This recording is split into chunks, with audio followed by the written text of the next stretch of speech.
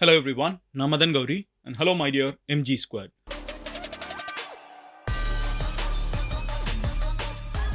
ஒரு ரொம்ப மனசுக்கு கஷ்டமா இருக்கக்கூடிய ஒரு விஷயத்த தான் நான் உங்ககிட்ட இன்னைக்கு பேச போறேன். ஒரு ஹேபிச்சுவல் அஃபெண்டர். மறுபடியும் தப்பு பண்ணக்கூடிய ஒருத்தன் பெயில்ல இப்ப வெளிய வந்து அதுவும் கொலை கேஸ்ல ஒரு பொண்ண கொலை பண்ண கேஸ்ல வெளிய வந்த ஒருத்தன் மறுபடியும் ட்ரெயின்ல ஒரு புள்ளத்தாச்சி பொண்ண 4 மாசமா பிரெக்னன்ட்டா இருக்கிற ஒருத்தங்க அவன் என்னென்ன பண்ணியிருக்கான்? அவங்கள வந்து கடைசியில ஓடுற ட்ரெயின்ல இருந்து கீழ தள்ளி விட்டு கைய உடைச்சுன்னு சொல்லிட்டு, நம்ம நெனச்சு கூட பார்க்க முடியாத விஷயங்கள் எல்லாத்தையும் ஹேம்ராஜ் அப்படிங்கிற ஒரு ஒரு டேஷ் பண்ணியிருக்கான். இன்னைக்கு வீடியோல இத பத்தி தான் பேச போறோம். நம்ம வந்து ரீசென்ட் டைம்ஸ்ல கண்டிப்பா இந்த மாதிரி நியூஸ் நெறைய பார்த்துட்டு இருக்கோம். I hope it stops some day. Because அது எல்லாத்தையும் டீட்டெயில்ஸ் எடுக்கிறப்போ ரொம்ப மனசு கஷ்டமா இருக்குது. நான் ரொம்ப ஃபில்டர்ஸ் போட்டு தான் நான் உங்ககிட்ட சொல்றேன். என்ன நடந்துச்சுங்கிறத உங்ககிட்ட சொல்ல ஆரம்பிக்கிறேன். ஒரு ஓடுற ட்ரெயின்ல இருந்து ஒரு புள்ளத்தாச்சி பொண்ண வெளிய தள்ளுறது வந்து ஏதோ சினிமால இருக்கக்கூடிய மிகப்பெரிய வில்லனுக்கு குடுக்குற கிளைமாக்ஸ் மாதிரி இருக்குது. அது நம்ம தமிழ்நாட்ல இப்போ நடந்திருக்குது. நேத்திக்கு வெள்ளூர் கிட்ட. ஸோ என்ன நடந்திருக்குங்கிறத நான் உங்ககிட்ட டீட்டெயில்டா சொல்ல ஆரம்பிக்கிறேன். But as I always say, இந்த மாதிரி உலகத்துல நடக்கக்கூடிய எல்லா விஷயங்களும் உங்களுக்கு தெரிஞ்சுக்கணும் அப்படின்னு நினைச்சீங்கனால், இந்த சேனலை நீங்க சப்போர்ட் பண்ணணும். இந்த சேனலை சப்ஸ்கிரைப் பண்ணீங்கன்னா, இந்த மாதிரி இருக்கக்கூடிய எல்லா விஷயங்களையும் என்னால டெய்லி உங்ககிட்ட வந்து சேர்க்க முடியும். அது எனக்கும் ஒரு பூஸ்டா இருக்கும். இப்போ முதல்ல என்ன நடந்திருக்குங்கிறத சொல்லிடுறேன். நேத்திக்கு Thursday அன்னைக்கு ஒரு பொண்ணு அவங்களோட ஐடென்டிட்டி எல்லாம் நம்ம ரிவீல் பண்ண போறது கிடையாது. ஸோ ஒரு மிடில் ஏஜ்டு விமன் அப்படிங்கிறத மட்டும் நம்ம வச்சுப்போம். இவங்க வந்து கோயம்புத்தூர்ல இருந்து திருப்பதிக்கு ஒரு ட்ரெயின் போகுது. இன்டர்சிட்டி எக்ஸ்பிரஸ் ஒண்ணு போயிட்டு இருக்குது. டிபார்ட்ஸ் அரவுண்ட் 6:10 காலையில வந்து கிளம்பி, மத்தியானம் வந்து ஒரு 1:30 அந்த மாதிரி 2:00 அந்த மாதிரி வந்து திருப்பதியில போய் சேருது. ஸோ கோயம்புத்தூர் டூ திருப்பதி போகக்கூடிய ஒரு ட்ரெயின்ல இவங்க வந்து திருப்பூர்ல 6:50க்கு ஏறியிருக்காங்க. அங்கேருந்து நீங்க பார்த்தீங்கன்னா, ஈரோடு, சேலம், சாமல்பட்டி அப்படிங்கிற இந்த ஜங்ஷன்ஸ்லாம் தாண்டி ஜோலார்பேட் ஜங்ஷன் வருது. அது ஒரு ஸ்டாப். இந்த ஜோலார்பேட் ஜங்ஷன் வர்றப்போ இது இன்டர்சிட்டி கரெக்ட்டா? ஸோ நெறைய ஸ்டாப்ஸ் இருக்குது. இந்த நெறைய ஸ்டாப்ஸ் இருக்கிறதுல வந்து ஒவ்வொரு இடத்துலயும் மக்கள் ஏறிட்டு ஒரு ஸ்டாப்லயும் இறங்கி போறது இருக்கும். ஸோ எண்ட் டு எண்ட் வந்து ஏறுற மக்கள் கொஞ்சம் கம்மியாவும், நெறைய இடத்துல தாண்டி போறதுனால ஒரு ஊர்லேருந்து இன்னொரு ஊருக்கு போற மக்கள் நெறைய இருப்பாங்க. ஜோலார்பேட் ஸ்டாப் வர்றப்ப வந்து இவங்க கூட இருந்த நெறைய பெண்கள் வந்து எல்லா பெண்களும் அந்த விமன் ஒன்லி கம்பார்ட்மெண்ட்ல இருந்து இறங்கிட்டாங்க. இப்போ இந்த பொண்ணு மட்டும் அங்க தனியா இருக்காங்க. தனியா இருக்கிற இந்த நேரத்துல வந்து ட்ரெயின் கரெக்ட்டா எடுக்கிற நேரத்துல உள்ள ஒருத்தன் ஓடி வந்திருக்கான். Women only கம்பார்ட்மெண்ட்டுக்கு. ஏறுன உடனே இவங்க வந்து இது வந்து அரவுண்ட் 10:15 ஓகேவா? ஸோ இவங்க ஏறி ஒரு 2, 3 ஹார்ஸ்ல வந்து ஒருத்தன் உள்ள ஏறுறான்.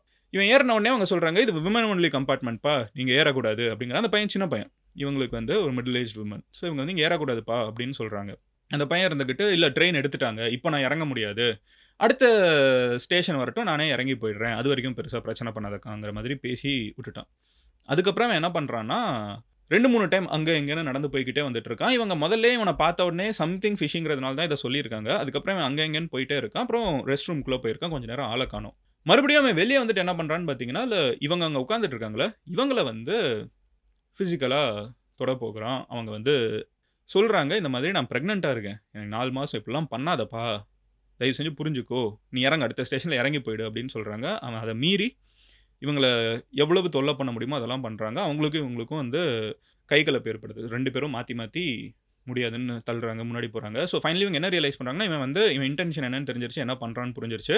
கிட்ட இருக்கிற அந்த செயின புடிச்சு இழுத்துடலாம், ட்ரெயின நிறுத்தலாம்ன்னு பார்த்தா, அதுக்கு போக விடாம அதையும் புடிச்சு இழுக்குறான். சரி, இவன் கிட்ட இருந்து எப்படி தப்பிக்கிறதுன்னு தெரியாம ரெஸ்ட் ரூம்குள்ள போயிடலாம். அதுல இருக்கிற செயின புடிச்சு இழுத்துடலாம்னு அவங்க ஸ்மார்ட்டா அப்போ யோசிச்சு அங்க ரெஸ்ட் ரூம்குள்ள போக பார்க்குறாங்க. அவங்க ரெஸ்ட் ரூம் கிட்ட போகுறப்போ இவன் வந்து புடிச்சிடுறான். புடிச்சு கைய உடைச்சிடுறான்.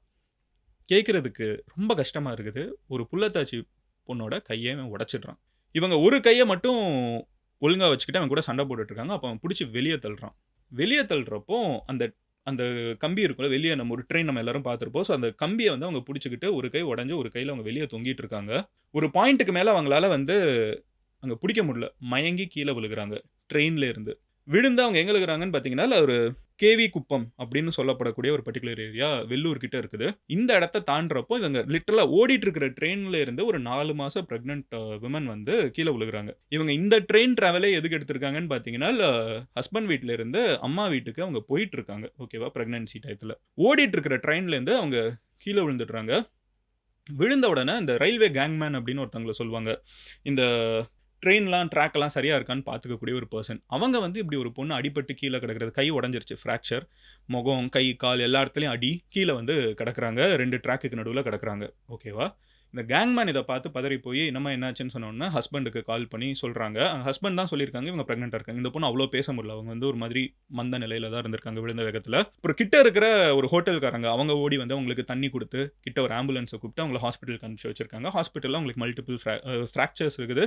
பிளஸ் உடம்பு ஃபுல்லா காயம் ஏற்பட்டிருக்கு அப்படிங்கிறது தெரிய வருது. இப்போ இவன் இது போலீஸ் கம்ப்ளைண்ட் ரைஸ் ஆகுது. இப்போ இவன் யாரு? இத பண்ணியிருக்கிறது யாரு? ஒருத்தன் வந்து பட்ட பகல்ல, ஓகேவா? இது ராத்திரி நேரம்லாம் இல்ல. பட்ட பகல்ல ஒரு ஓடிட்டு இருக்கிற ட்ரெயின்ல ஒரு புள்ளத்தாச்சி பொண்ண அவங்க பக்கத்து ஸ்டேட்டுக்கு போயிட்டு இருக்காங்க. ஓகேவா? சித்தூர் போயிட்டு இருக்காங்க. கோயம்புத்தூர்ல இருந்து அவங்க திருப்பதி போகிற ட்ரெயின்ல சித்தூர் பக்கத்து ஸ்டேட்டுக்கு போயிட்டு இருக்கிற ஒருத்தங்க. அவங்க கிட்ட வந்து இதெல்லாம் பண்ணியிருக்கான். அப்படின்னா அவன் யாரு? அப்படின்னு சொல்லி சிசிடிவி ஃபுட்டேஜ்லாம் அந்த ஜோலார்பேட் ஜங்ஷன்ல தான் அவன் ஏறி இருக்காங்கிறத இவங்க சொல்லிட்டாங்க. ஸோ ஜோலார்பேட் ஜங்ஷன்ல யார் யார் வந்திருக்காங்க, போயிருக்காங்க இந்த டேட்டாலாம் எடுத்து பார்க்குறப்போ ஒருத்தன் சந்தேகப்படுறாங்க.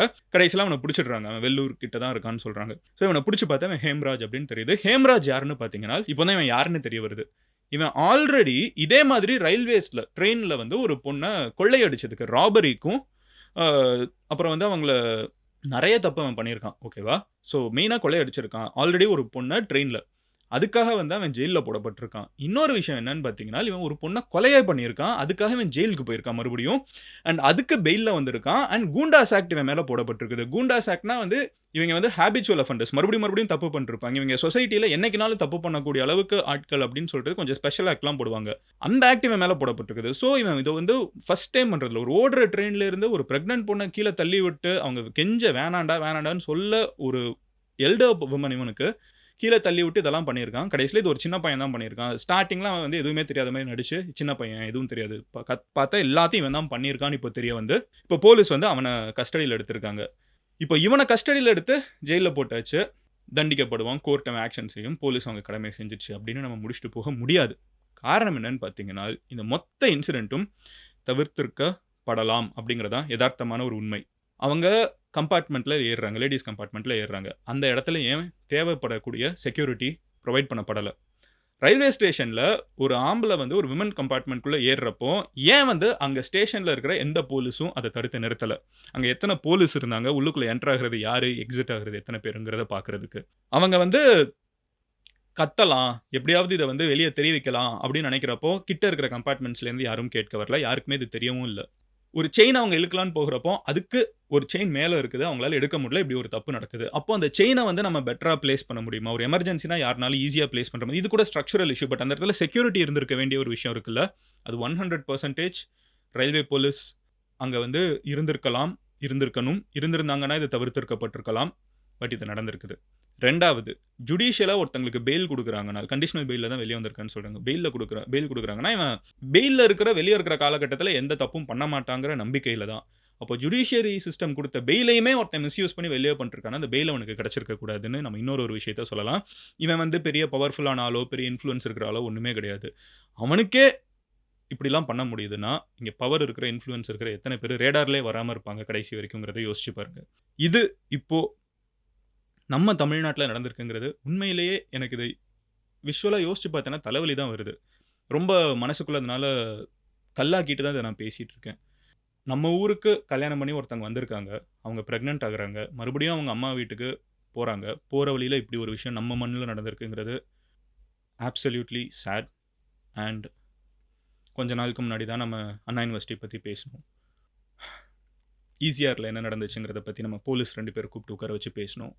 இது மறுபடியும் நடந்துட்டு இருக்குது. ஹோப்ஃபுல்லி இதுக்கெல்லாம் அகெயின்ஸ்டா ஆக்ஷன்ஸ் ப்ராப்பரா எடுக்கப்பட்டு இந்த மாதிரி தவறுகள் நடக்காம இருக்கணும். அப்புறம் இன்னொரு பிரச்சனை என்னன்னு பார்த்தீங்கன்னா, இப்படி யாராவது கம்ப்ளைண்ட் குடுத்தாங்கன்னா, அவங்க யாரு கம்ப்ளைண்ட் குடுக்குறாங்க, அவங்க என்ன டீட்டெயிலு, அவங்க வீடு எங்க இருக்குது, அவங்க அப்பா, அம்மா பேர் என்ன, அவங்க ஃபோன் நம்பர் என்னங்கிறது வரைக்கும் டீட்டெயில்டா வெளிய வந்துருது. பிரஸ்ஸுக்கு வந்துருது. ஆர் எங்கேயாவது சோசியல் மீடியால நம்மளால பார்க்க முடியுது. அப்ப எப்படி தைரியமா வெளிய வந்து கம்ப்ளைண்டே பண்ணுவாங்கங்கிற இன்னொரு கேள்வியும் இருக்குது. யாரு கம்ப்ளைண்ட் பண்ணாலும், எஸ்பெஷலி இந்த பெண்கள் இதுல கேஸ்ல, எஸ்பெஷலி இந்த அண்ணா யுனிவர்சிட்டி அண்ட் ஈசிஆர் கேஸ்ல வந்து யார் பண்ணியிருக்காங்க, அவங்களோட வீட்டு அட்ரஸ் என்ன, அவங்க பேர் என்ன, இது எல்லாமே வந்து வெளியில அவைலபிளா இருக்கிறது வந்து நெறைய பேர் வெளிய வந்து கம்ப்ளைண்ட் பண்ண வைக்காது. நெறைய பேர் சகிச்சுக்கிட்டு தான் போவாங்க. ஏன்னா வெளிய தெரிய வந்துருச்சுன்னா, சுத்தி இருக்கிறவங்க என்ன சொல்லுவாங்க, வாழ்க்கை ஃபுல்லா இத கேரி பண்ணிட்டு போவாங்களேங்கிற அச்சம் தான் உள்ள வரும். பட் அதுவும் நடந்துட்டு இருக்குது. ஹோப்ஃபுல்லி இது எல்லாத்துக்கும் கடைசி இன்சிடென்ட்டா இது இருக்கும்னு பிரார்த்திச்சு இந்த வீடியோ நான் முடிச்சுக்கிறேன். ரொம்ப கேவலமான விஷயம் நடந்திருக்குது. இது நடந்திருக்குன்னே நம்ம ஃப்ரெண்ட்ஸ் யாருக்கும் தெரியாம இருக்கக்கூடாது. ஸோ ஷேர் மேக்ஸிமம் அண்ட் உங்களால முடிஞ்ச 4 பேர்கிட்ட, பவர்ல இருக்கிறவங்க கிட்ட இது எல்லாத்துக்கும் ஆக்ஷன் எடுக்கிறதுக்கான ப்ரெஷர் குடுங்க. பாய்.